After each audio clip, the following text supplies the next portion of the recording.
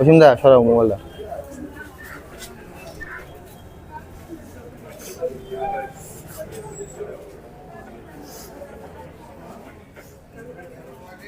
বহুদিন ধরে ওনার সাথে পরিচয়। এরকম একজন সাংস্কৃতিক ব্যক্তিত্ব মানে ত্রিপুরাতে কিন্তু আমি বলবো এক্সেপশনাল, এবং মানুষের সাথে যেভাবে উনি কথা বলতেন, একজন টিচার হিসাবে উনি আমরা সবাই জানি খুব নাম করেছেন। আমি যা শুনলাম বাংলা বিষয়ে উনি পড়াতেন, এবং সব মানুষের সাথে ওনার একটা হৃদ্যতা ছিল।